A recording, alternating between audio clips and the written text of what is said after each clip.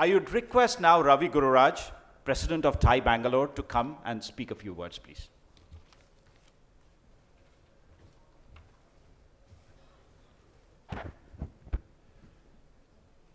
Good morning.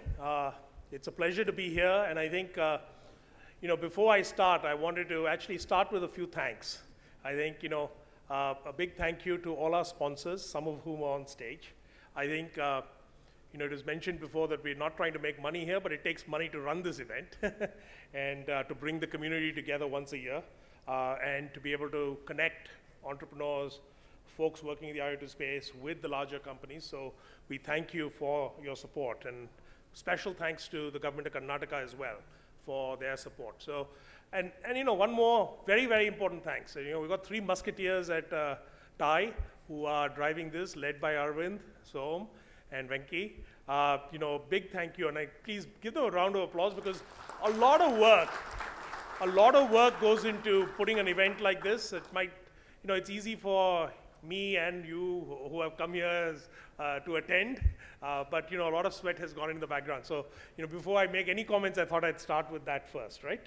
I think it's a very exciting time to be building IoT in India. I think it's been a very exciting time for the last 3 years, I'd say, and it's getting more and more exciting. With 5G coming on the one side, you have all kinds of other technologies like Tata's LoRa coming on the other side.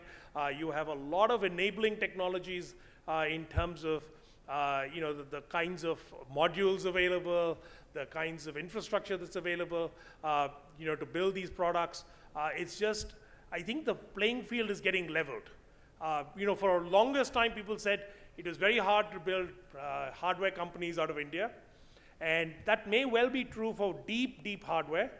But I think, while we do well in software, I think we're now being able to cross that bridge to where we can put stuff together quickly, integrate them, bring them to the market, especially for use cases that are India-driven, especially for those that require a resilient product that can operate in a harsh environment, that can operate under very trying conditions of various kinds, where the cost to operate, the cost to manage, the cost to deploy, the cost of service has to be extremely low, and where you need to operate at scale too.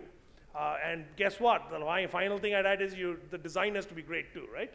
I mean, Indian consumers want to have their cake and eat it too, right? So they want low price, they want great product, they want brand, and they want a great experience. So I think, now's the time for us to deliver. I think, I've seen so many in the directory that was created. I saw a preview of that. It's now in the hundreds. So, if you're actually going to scan through it, I realized I need many weekends. It's not going to happen in one sitting. There's so many interesting companies across the board in almost every sector. So, I think it's just a fantastic time to do this once a year. I think it's a kind of a pulse for us as well to understand where the ecosystem is. We do that through the directory. We do that through kind of understanding where each company is. I think it's exciting to see the M&A workshop did very well. There's lots of interest. I think that's also a little bit of a leading indicator of the level of interest, the maturity some of the companies are reaching. They've got revenues, they've got interest possibly on the buy side. I know Alok was at Cisco on the buy side earlier, so I'm sure he sees that as well. Now he's at Tata, right? So I wanted to say a few words, introduce you to TiE as well, because this is an opportunity for us to ensure you understand who TiE is. We have a couple of our ex-presidents here. Dr. Mitta is here. Naganand was here earlier. I think he's got another commitment at the hotel as we speak. We're a network across many, many cities around the world. In Bangalore, our first president was Nandan Nilekani, and we've had many, many folks after that over the last 25 years, I'd say. Run TiE, drive TiE, but it's driven by our members. We have two classes of members, charter members and regular members. Charter members are those that pay to become members. Every year they pay a pretty hefty fee so that they can mentor and help other companies and entrepreneurs. That's the goal. The rest of the entrepreneurs are there really to leverage the network of mentors and the community at large. So we participate actively with the government of Karnataka, with the ecosystem industry, across the board. and with all the other partners in the ecosystem. So for instance, even yesterday, we helped the government of Karnataka launch a new program called Samruddhi, where they're giving away 700 crores to socially disadvantaged entrepreneurs. And it's a very, very progressive grant, which you might read about later. I hope some of those are IoT projects, Arvind, there'll be an opportunity there definitely to nurture some of those companies. So anyway, I'll leave the rest of these graphs, charts, bullets for you to, as an eye chart. I've already told you, we started this IoT Next initiative 4 years ago, and it's been growing leaps and bounds, and we hope to be able to continue it. I think we want your feedback, and I think you should approach all the organizing team to give them feedback on what would be relevant for next year. How should we make this even more impactful for you? And I'd make that request from not just the participants, but also our supporters. In terms of what it is that would make this the most effective for you, please give that feedback to the team, because we are very malleable in that sense, and we have a very passionate team that wants to make sure they're delivering the best IoT gathering of the year for our community, right? One of the things that I think Arvind has coined this, IoT Next, the quotient of India. I will allow him to unravel that statement in the evening. But in the meantime, it's really, there's a bunch of stuff that's going on that's very interesting in IoT.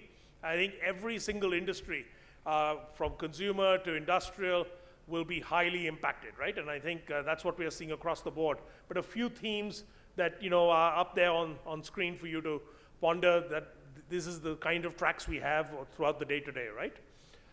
One of the big things was the master classes and thing. I saw lots of tweets all over the day today.